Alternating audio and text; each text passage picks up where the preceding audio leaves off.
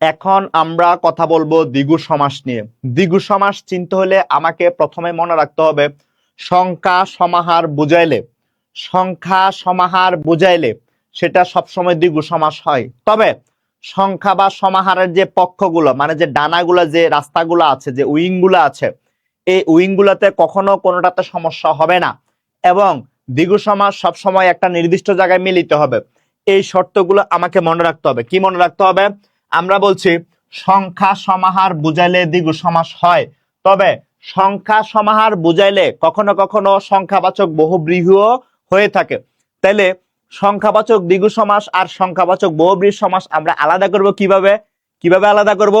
আমরা মনে রাখবো সংখ্যাবাচক দ্বিগু সমাস সবসময় একটা নির্দিষ্ট জায়গায় মিলিত হয়। সংখ্যাবাচক দ্বিগু সমাস সবসময় একটা নির্দিষ্ট জায়গায় মিলিত হয়।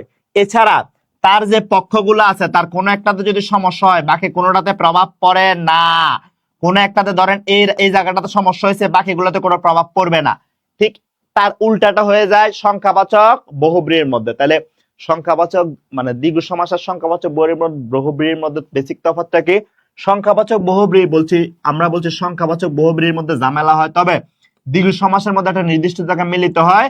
সংখ্যাবাচক বহুব্রীহি কখনো একটা নির্দিষ্ট জায়গায় মিলিত হয় না। ক্লিয়ার? আচ্ছা, তাহলে দেখেন সংখ্যাবাচক বহুব্রীহি সমাসে প্রথমে দেখবেন সংখ্যা বসে। প্রথমে সংখ্যা বসে তারপরে নাউন বা বিশেষ্য হয়। প্রথমে সংখ্যা বসে তারপরে নাউন বা বিশেষ্য হয়। যেমন দেখেন তেপান্তর। আমি যদি তেপান্তরকে সমাস নিষ্পন্ন করি তাহলে তিন প্রান্তরের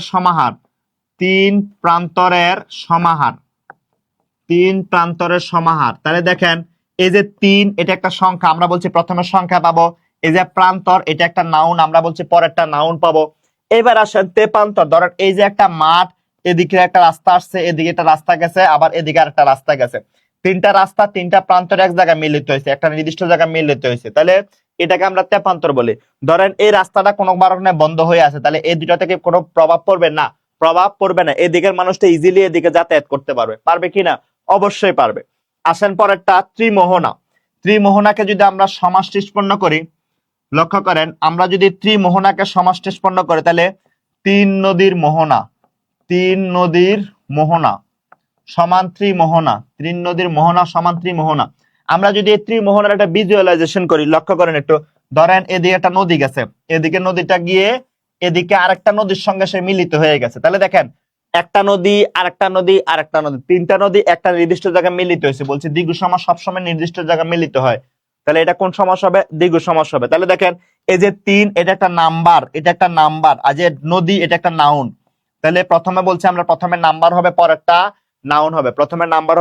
নাউন হবে। আমি যদি চৌরাস্তাকে সমাস নিষ্পন্ন করি তাহলে চার রাস্তার সমাহার সমান সমান চৌরাস্তা।